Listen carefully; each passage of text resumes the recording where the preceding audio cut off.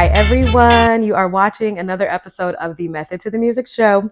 Just like there is a method to the madness in life, there is a method to the music business. I am your host, Tynia Coats, Ty Law. Yes, in today's episode, we will be covering being signed to a record deal.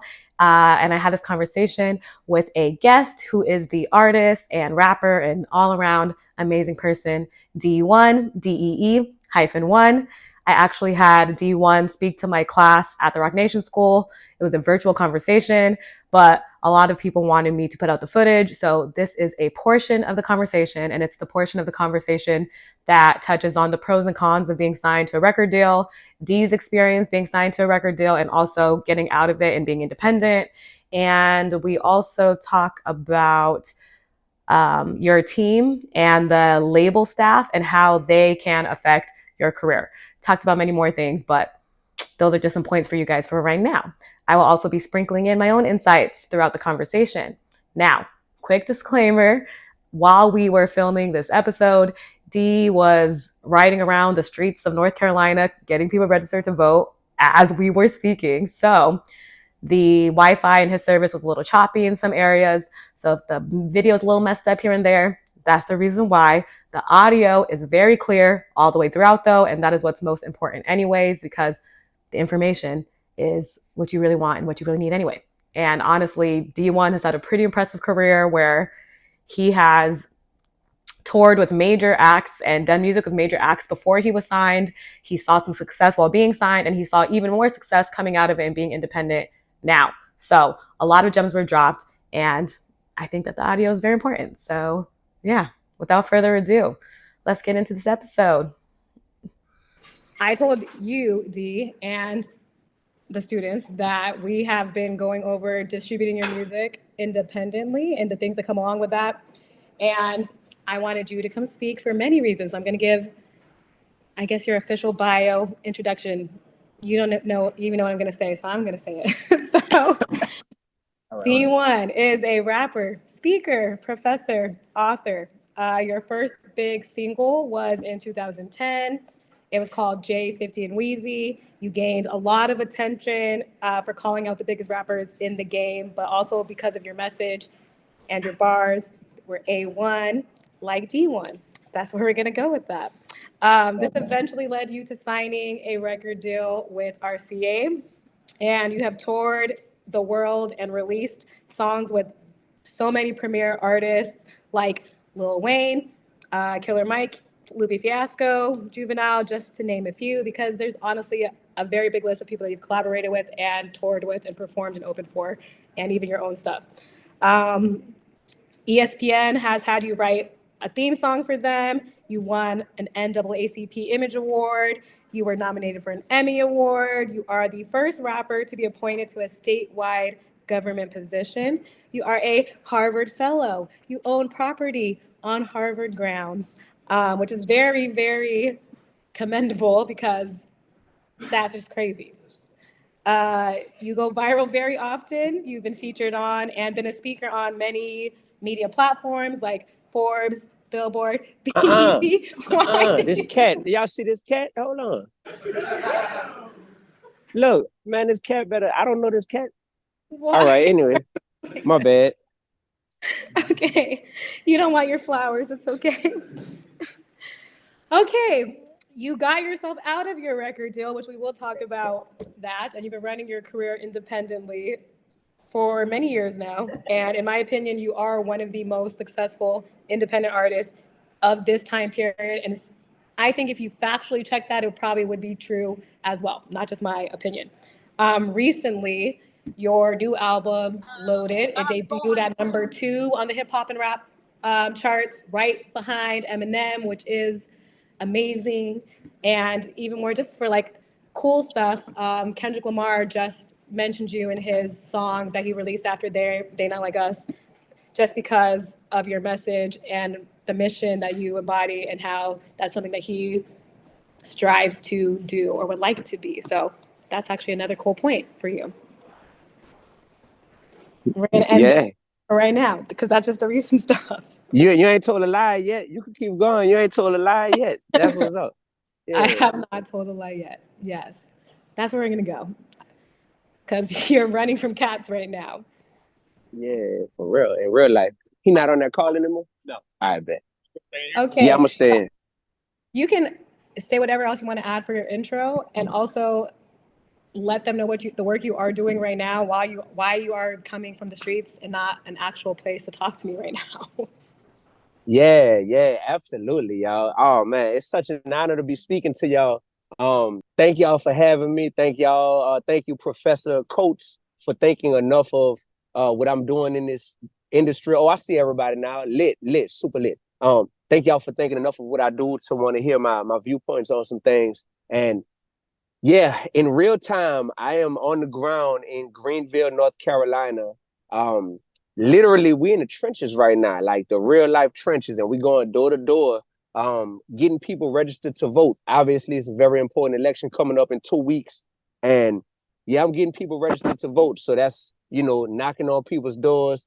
The ones that's not home, like hanging these door hangers on their door, getting them registered, having conversations with people about the importance of voting. And by me being an independent artist, I'm also letting them know, hey, y'all, Dee-1 got a new album out right now. You heard me? And bam, make sure y'all get that new Dee-1 album. So, got to keep it fun as well. I should probably come in front of the camera a little bit. There we go. Okay, let me go through the first question, just kick you off, because you're probably going to go a million different ways with this. But I guess start us off, walk us through your beginning stages. Like, what was your strategy when you were first starting out to the point of getting signed? And then what was your experience like being signed to a major label? Okay. In terms of initially distributing my music and working my way up to getting signed, keep in mind, I'm obviously a little older than y'all. When I started out, the goal was to get signed. Like that was every artist's goal, was to get signed. I genuinely believe that nowadays that shouldn't be the final destination if you're an artist. I don't think that should be everyone's goal. There are certain artists who being signed to a major label works for the type of music you make, for the type of brand that you have, and for the way that you want your finances to flow, right? And there's pros and cons to it. But for a lot of artists, it's so much more valuable to be an independent artist who is profitable and who also just has full creative control nowadays. That's an entirely different goal than we had when I was starting out. So my goal was to get signed. So eventually I did sign a record deal with RCA Records. And prior to that, I was using social media to brand myself heavily on social media. I actually had some amazing opportunities to where I went on some nationwide tours as an independent artist before I ever got signed. So my first tour was with Grand Hustle, T.I.'s label. And I went on a nationwide tour. I think we did about 28 cities, and they were managing me at the time. So went on tour with them. My second tour was with the artist Macklemore out of Seattle, Washington. And this is like 2012 when he first like blew up with the song Thrift Shop and with the song Can't Hold Us, and these songs that were going like multi-platinum, so I was the opening act on their tours at the time as an independent artist. And all of that momentum that I was building up led to me signing with RCA Records.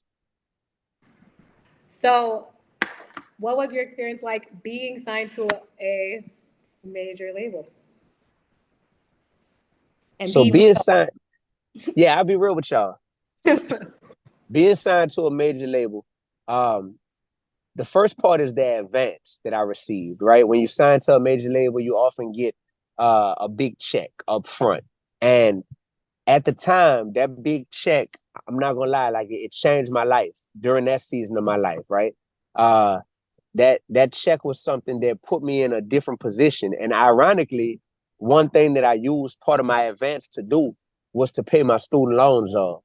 So when I received this lump sum of money from RCA, I had student loans from when I went to college, and I chose to use part of that money to pay my loans off. And that was something that felt good to get out of debt. Honestly, that felt good to me. So that was the first thing that I noticed about being signed. Secondly, it was kind of like a status symbol. Like I said, at the time, that was the goal, was to get signed. When you got signed, it was like, oh, I made it. You know, like I really made it.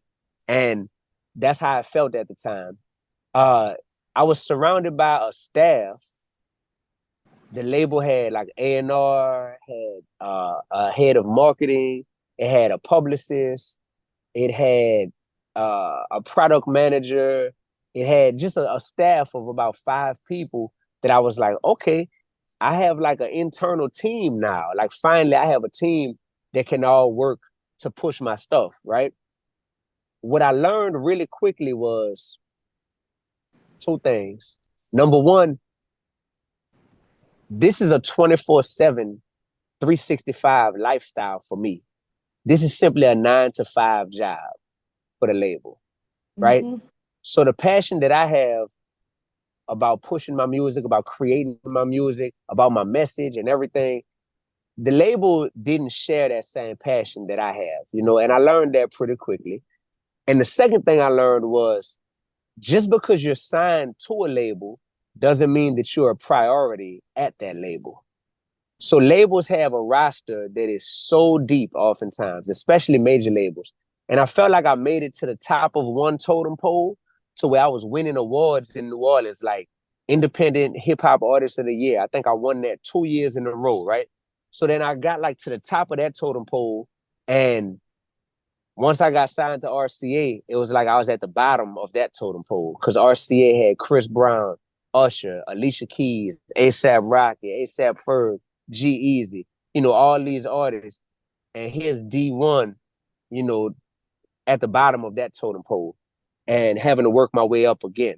Yeah, I really do not want to gloss over that point, because that part is so important, guys. And it's really, really important for you to understand that with the record label's staff, it is your dream, but it is only their job. And because of that, you need to have realistic expectations when going into signing a deal. You need to be realistic and understand that this is your dream that you were fighting for, and not everyone is going to be treating it the same way as you are going to be treating it, because it is just a job for them. Some people, it is their dream job, but at the end of the day, it's still a job. And honestly, a lot of people in the music industry who have worked in the music business for many, many, many, many years, it becomes monotonous. The day-to-day life of working in the music business, and it does just become a job where you wake up, you go to the office, collect your check, and do what you got to do. And I'm not saying that's everyone, but there is a lot of that going on in the industry. So it is key to be mindful of that and have a realistic expectation of what the staff is going to do for you or not do for you. Another thing that you should try to have realistic expectations about, that Dee also touched on, is where you will be at inside the whole scheme of the record deal. So the record label. He mentioned that, you know, once he got signed, he had to start at the bottom of the totem pole. And that is true for a lot of artists. Most artists, majority of the artists who get signed, they're not all the top dog at the labels that they're at. So what does that mean? That means that they are going to prioritize, it's a business. They're going to prioritize whoever is going to make them the most money over whoever is making them less money, or whoever they believe is going to make them less money. It doesn't even have to be true. They could just honestly go off of their opinion that they don't think that you're going to be as big as this person, so we're just not going to push you the way that we're pushing this person. So it is key to be realistic about, you know, take inventory of who else is signed to that label and where you stand compared to them. And just be realistic about it. I'm not saying that should put you off, but if you are going to feel so badly about them prioritizing other artists over you, then that is something that you should be considering, whether you want to sign this deal or not. All right, so just had to throw that in there for you guys. Let's get back to the convo. So pretty soon after being signed, I realized how much of a challenge it was to try to get momentum inside the building, meaning like trying to get Dee-1 to be a priority to the staff, trying to get my vision and my music to be something that the whole staff was actually excited about. The guy who signed me personally he really believed in me, and I was a priority to him.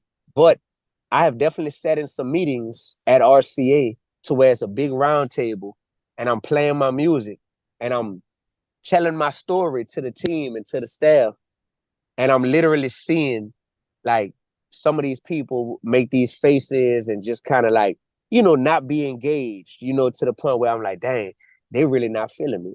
And I'm thinking, I'm in the huddle with this team because this is who I'm signed to. This guy believes in me because he signed me and he had enough power to be able to sign me. But that doesn't mean that all the people on this team really believe in me. And that can be challenging at some points. Then you start to realize that internally, sometimes there's politics to where some of the staff don't even get along with each other and they're not even a cohesive unit. And some people leave, because they got a better job opportunity and all this type of stuff. So being signed was definitely challenging. But because I love y'all and care about y'all, I also want to say this. I look back on my time when I was signed, and sometimes I reflect on if my personal management team was more silent and more concrete, I wonder if things would have been different, because I was kind of also cycling through managers, and I would be working with somebody for a while and then we would start working together, and then I would have another manager, and then for a while maybe I'm like managing myself and whatnot. And it was still functional. It was always functional, but sometimes I wonder if having the right team, like the right manager who's consistently in touch with the label on my behalf and consistently, working to make sure that we maximize what we can get from the label. I wonder if it would have changed things, But overall, I experienced for the first time people telling me like, yeah, you just recorded this mixtape, D, or yeah, you just recorded this project, but we don't like the way it sounds, or we want you to work with our producers. So now we're not putting that out. And I'm like, I spent my whole summer working on this. What you mean we're not putting it out? And they just like, we're not putting it out. Or, nah, we can't put that out right now because we got another artist that's dropping on that date. So we don't want both of y'all to drop around the same time. And experiencing people telling you your music ain't good enough for them to put out, or you can't put it out when you want to, that can really mess with your confidence and with your mental health as an artist, because you can start thinking, am I not good enough?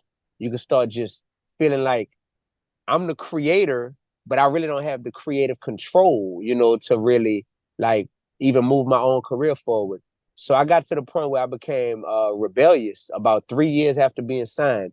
I signed my deal in 2013, and in 2016, after about 3 years of it being kind of difficult with the label, man, that's crazy. I was signed for 3 years. And I went up to them. I had a project recorded that I wanted to drop. And I had one song in particular that I was real excited about. It's called Sally Mayback. So do y'all could do y'all research on this song. Sally, Sallie, May, Mae, back, Back. Sally Mayback. The company that I took out a lot of my student loans through was called Sally Mae. So when I finished paying Sally Mayback, right, when I paid all my loans off, I did a song about it. And I just had like this gut feeling as an artist, as a rapper. I was like, yo, this song is gonna hit, because so many people I know have student loans and they can't wait till the day that they say they've paid their loans off. And I made the anthem for everybody who can't wait till they finally finish paying their loans off, right? And the song, I'm like, man, this song is a bop. Like, it's really gonna be dope. It's gonna be very viral friendly. So I knew this. And when I played for the label wasn't rocking with the song. The label was like, oh, this is lame. We not putting this out. Nobody gonna want to hear a song about paying your loans off. Like, what you talking about, D? And they refused to put it out. At that point, I had been signed for almost 3 years, and I knew better at this point. I knew that the label didn't have all the answers. The label weren't the end all be all to say what's dope and what's not dope. So I decided I was gonna put the song out on my own. I was gonna rebel against the label and put it out. But I couldn't put it on streaming platforms because they own the rights to all my music while I was signed. So I put it on YouTube and not on streaming platforms. So I dropped it on YouTube, and I think I put it out on Instagram. I put the music video out on YouTube and I put it on Instagram. When I tell y'all that this song went viral so quick, and I put it on Facebook as well. This song went viral so quick, y'all. Like, it hit over 1 million views on YouTube. It went crazy on Instagram and on Facebook. For whatever reason, this mug got like 10 million views in like the first week. It went so crazy. And just like I thought, people were like, yo, we never heard somebody make a song about paying their student loans off before. And then the video was like funny, but real at the same time. And it just was the perfect storm. Within 2 weeks of the video coming out, I was in Time magazine. I was on Forbes. I was on CNN. I was on ESPN talking about this song, Sally Maybach. I was on The Real, the daytime talk show. So this is like mainstream television. They flew me out to LA. I'm on there. I'm on Sirius XM doing interviews about this song that's going so viral. The song that the label told me was corny and that they weren't going to push and they weren't going to put it out. And that's when it all the way clicked to me that I didn't need the label anymore to be successful. For so long, I think I put being on a label on such a pedestal that I really was sleeping on my own greatness for a while, thinking like, well, I'm good, but being with the label is what's gonna make me great. But being a man of the people and being able to be directly in touch with my fan base and be on the pulse of what resonates with my fans, that's what truly makes an artist great. And that's what truly makes me great, right? And making music that's authentic to my story. Like, that's my story, is that I had student loans and I used my record deal money to pay off some of my loans. And like, that's my story. And the more that I embraced my story and embraced my authenticity, the more I just saw it constantly work for me. I'm a man of God. I'm a proud believer. Like, putting my faith in God should always come before putting my faith in man or putting my faith in a person who works for a record label. You know what I mean?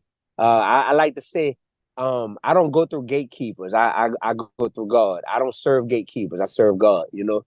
And honestly, at that moment, I knew that I no longer wanted to be signed, right? So something that I wanted for so long to get signed, I got it. 3 or 4 years after being signed, I was like, man, I don't even want to be signed anymore. I actually think it's holding me back, right? I got a lot of horror stories I could tell y'all about that time. So yeah, then me being signed, I still had, this is important. I still had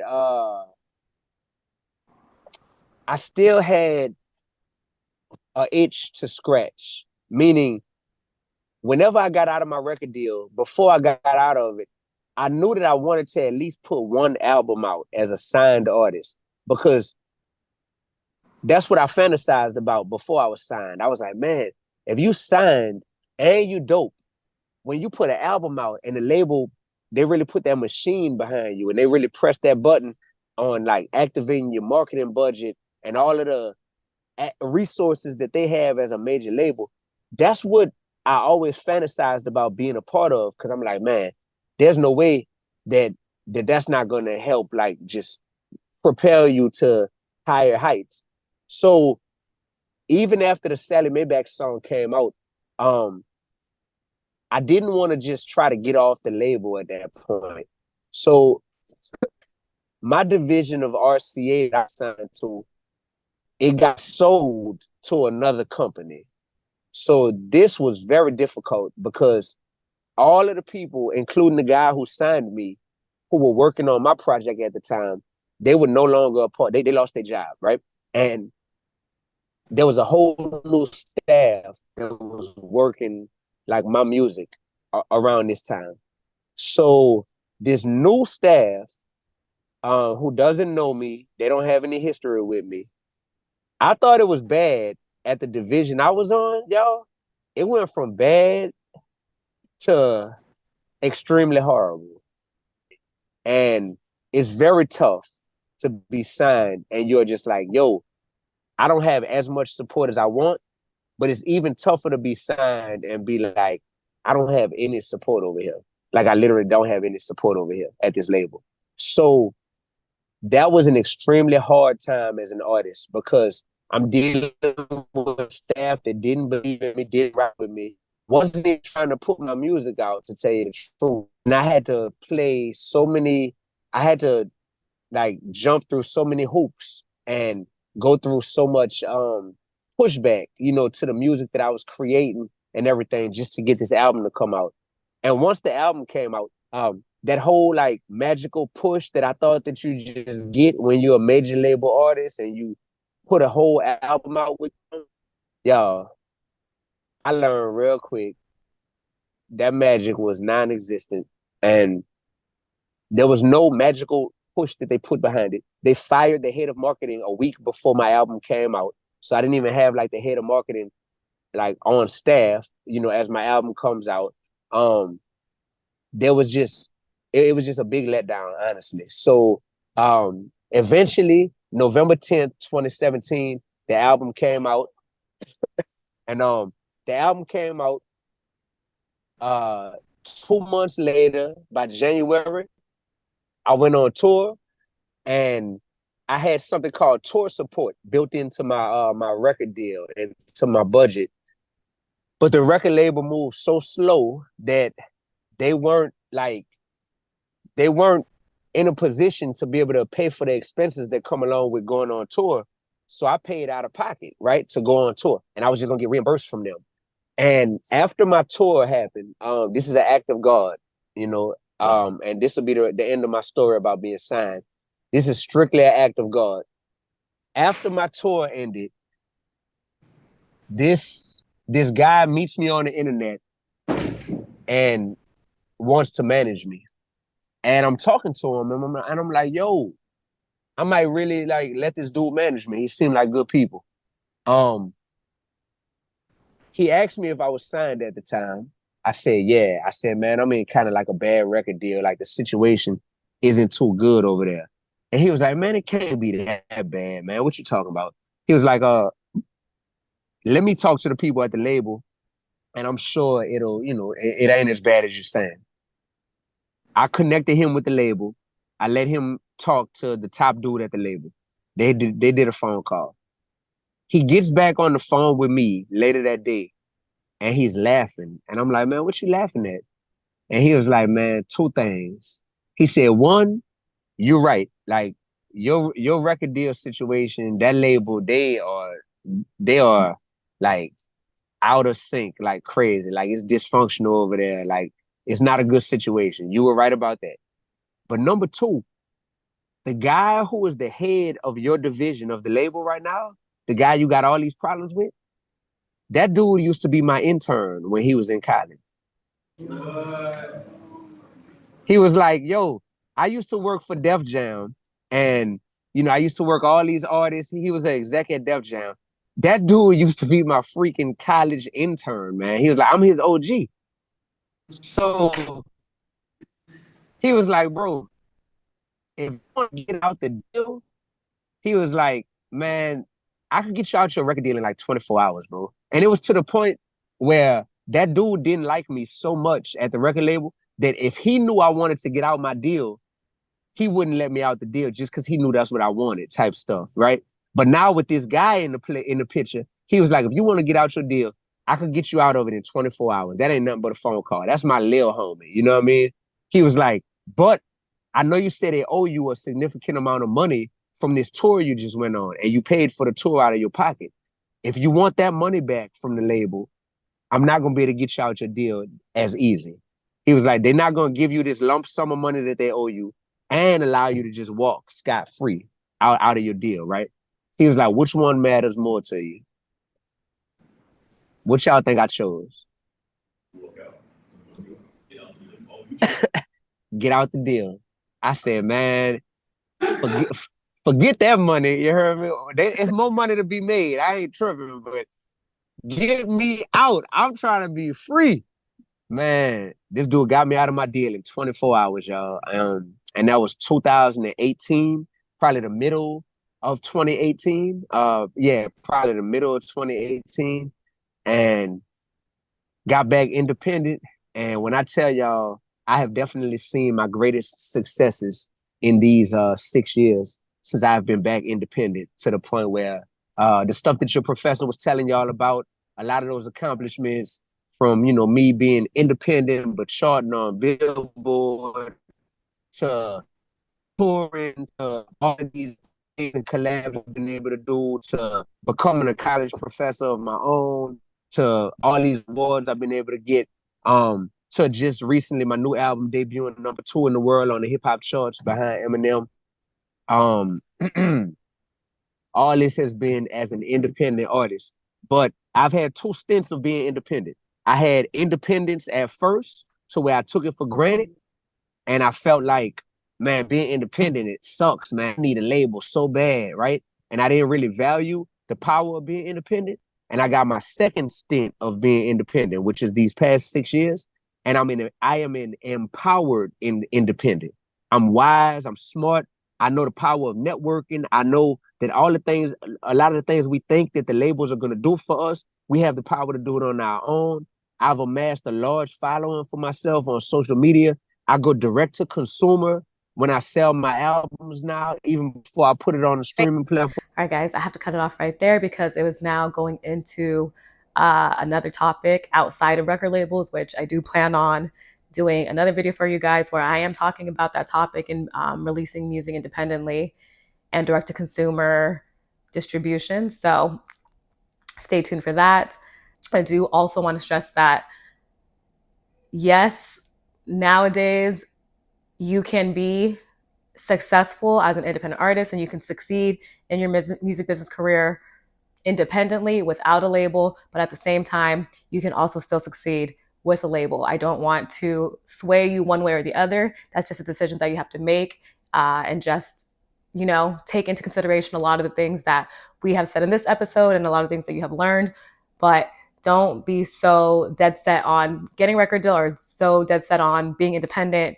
Please consider everything that you need to consider realistically while you are doing so. So here's some of the reasons why you would do a record deal. One of the major ones is going to be your advance.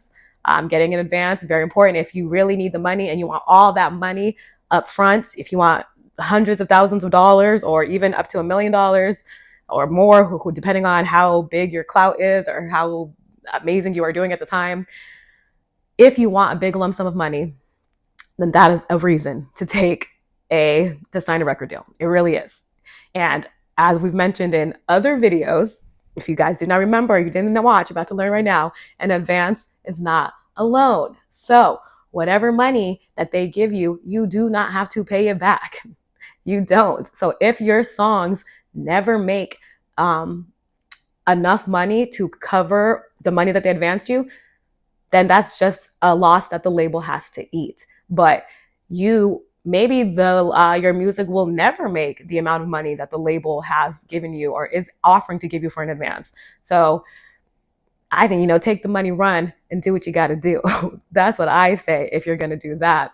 Another thing that has to do with money with the record label and signing a record deal is that they will cover a lot of your costs. So they'll pay for marketing. They'll give you a marketing budget. They'll give you a budget for touring. They'll give you a budget for recording to cover your recording costs. And if you did not sign a record deal, then you have to pay for all that on your own. Yes, technically, all the money that they spend on you will be recouped from your royalties. However, you don't have to pay for that. That's not money that you have to be worrying about. That's just like, okay, that money was going to come to you anyways. So now you got it up front and you're able to go pedal to the metal without trying to save up or taking a big dent in your bank account. So that if you want that and you need that, then yes, go try to get a record deal. I'm not anti-record company. I am anti-fucking with people. I am anti-screwing people over. But I believe that you can be in a healthy record deal, I believe you can. But again, that's just something that you have to decide, taking into consideration many of the things that we have talked about today. But yeah, I think I'm going to end there because I'm just rambling again. And, everybody knows that I could just ramble on and on and on. That was a really good conversation. I am very thankful to Dee-1 for talking to my class. And yeah, if you guys want to stay up to date with me, then you should follow me on Instagram. Here is my handle at Tynia Coats, at TYNIA COATS. I do post more there. I have been posting more there, trying to post more there. I have been trying to do a lot more stories, and that's where you will get updates about whatever it is that I'm doing. If I'm doing a panel, if I'm speaking somewhere, if I'm hosting something at the Rock Nation School here in New York, then you would find a lot of the information on my Instagram. I will try to migrate some of that content over here to YouTube, but just so you are up to date, Instagram would be the best place to find me. I do miss you all so much. And I love, honestly, I've been meeting so many of you lately at different music business events or award shows or just even out in the streets, at restaurants, whatever. And I love when you guys come up to me and tell me that what I'm doing helps you all. Some of you have actually become my friends, which that has been cool to, see that there's realness happening behind this technology, behind the screens that, that's a great thing. But we're going to end it right here. In the meantime, in between time, do not get lost in the madness that is the music business, because there is a method to the music. Deuces, y'all.